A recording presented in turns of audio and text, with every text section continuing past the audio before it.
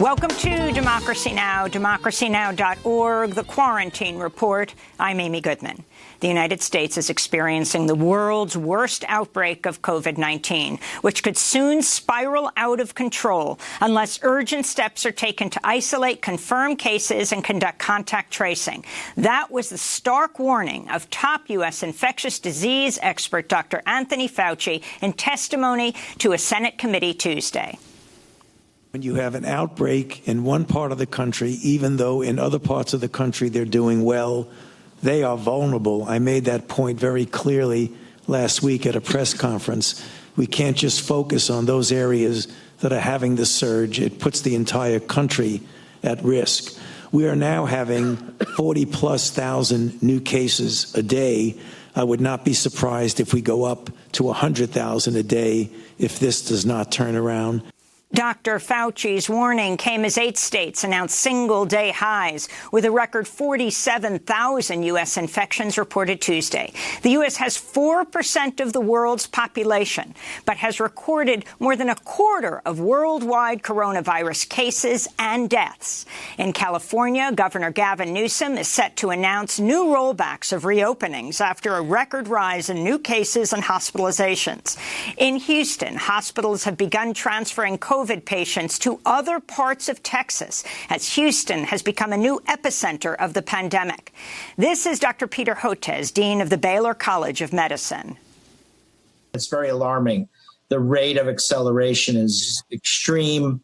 We're seeing a daily dramatic increase, almost a vertical slope. Some of the models saying that we may be at 4,000 cases a day in Houston by early, middle July. So that would be catastrophic for the city. A new report finds U.S. health workers filed more than 4,100 complaints about a lack of personal protective equipment during the pandemic, even as hundreds died of COVID-19. The report from Kaiser Health News and The Guardian found officials with the Occupational Safety and Health Administration, OSHA, rapidly closed many complaints without issuing citations. Researchers found just a single instance when OSHA issued a fine, a $3,900 penalty for a Georgia nursing home that failed to report worker hospitalizations on time. Brazil's official coronavirus death toll is set to pass 60,000 today, second only to the United States. The World Health Organization warns the pandemic is the worst in the Americas, where the number of COVID-19 deaths are projected to nearly triple to 627,000 by October 1st. This is Carissa Etienne, the WHO's regional director for the Americas.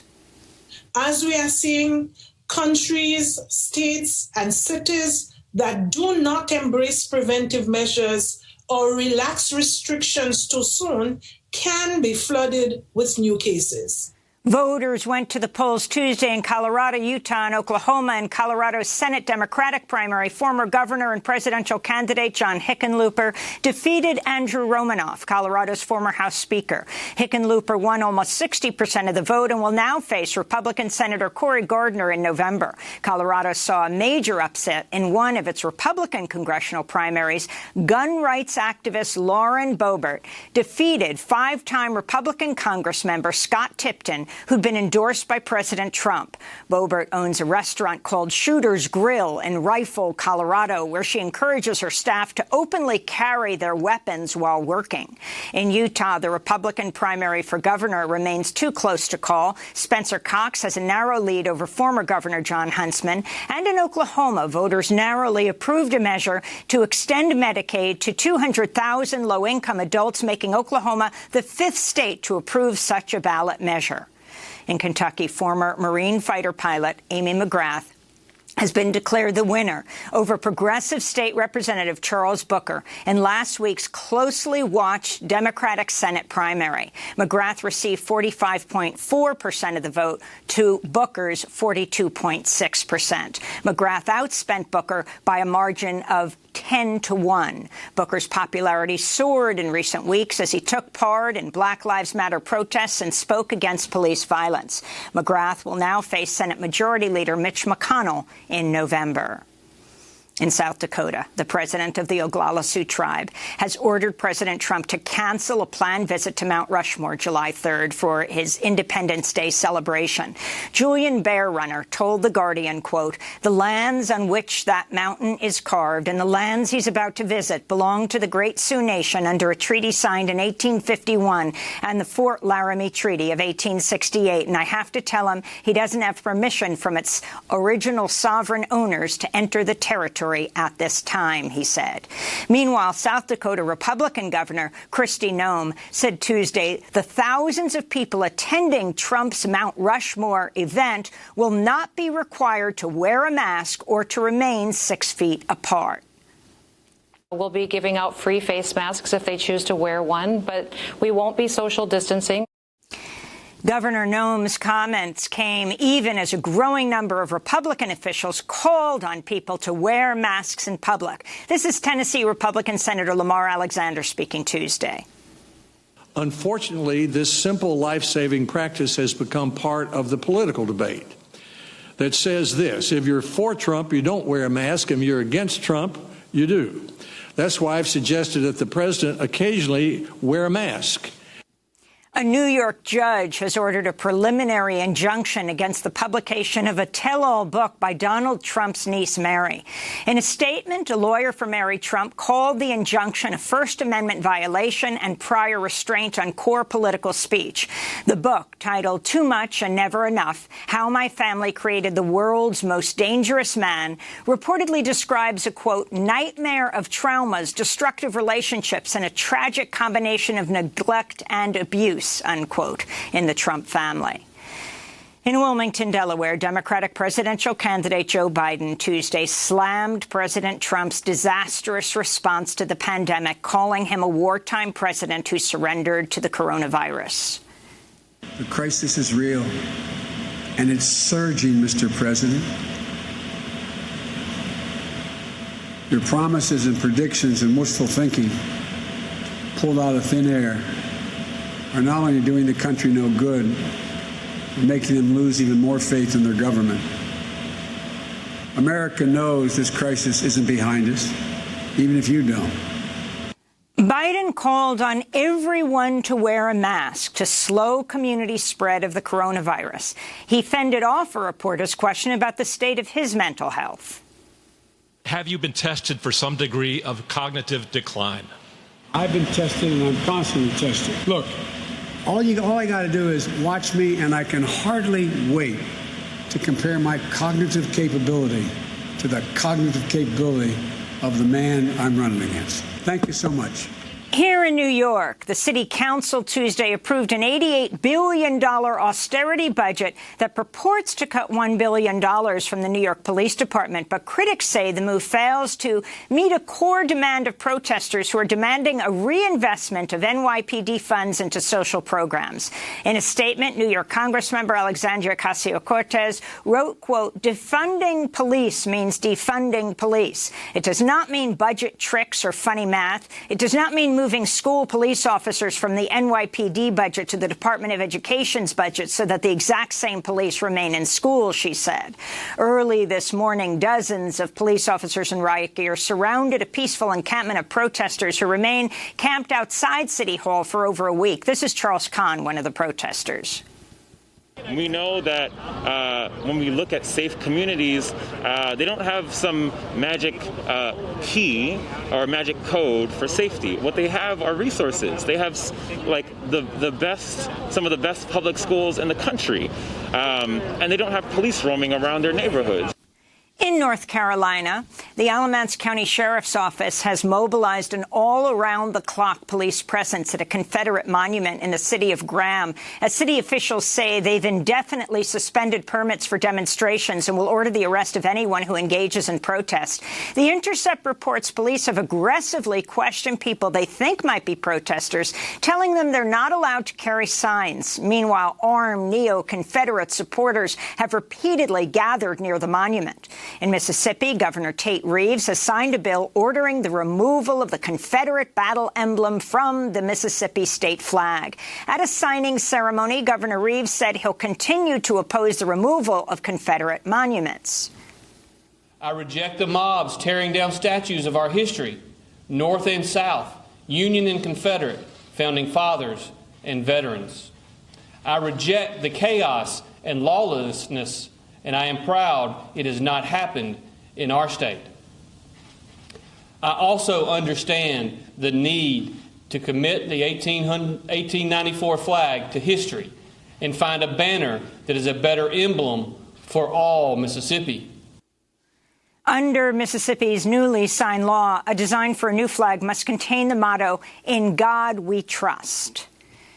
The Supreme Court has issued a major ruling backing the right of states to fund private religious education using taxpayer dollars. The 5-4 ruling came in a case focused on a tax credit program in Montana that helps students attend religious schools. Education Secretary Betsy DeVos hailed the ruling as a turning point in the history of American education. The American Civil Liberties Union said the ruling's an attack on the very foundations of the separation of church and state.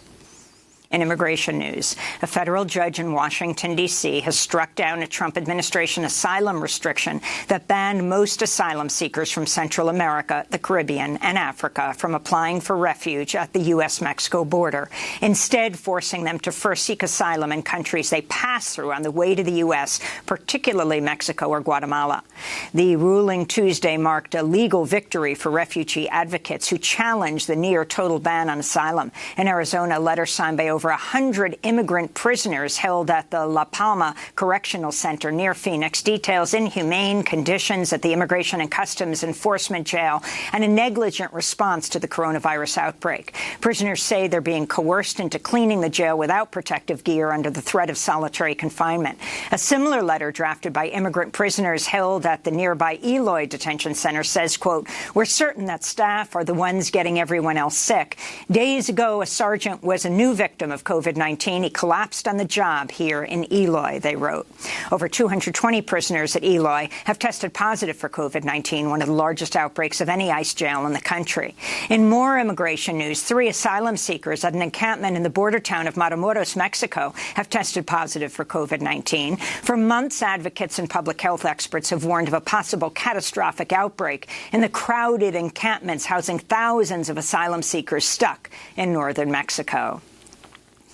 A new trade deal meant to replace the 1994 North American Free Trade Agreement goes into effect today.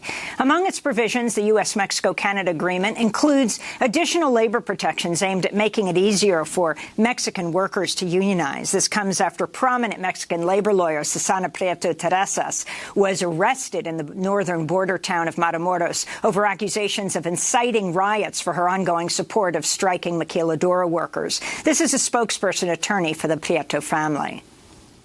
15,000 workers have expressed their will to join us, the union, in a petition.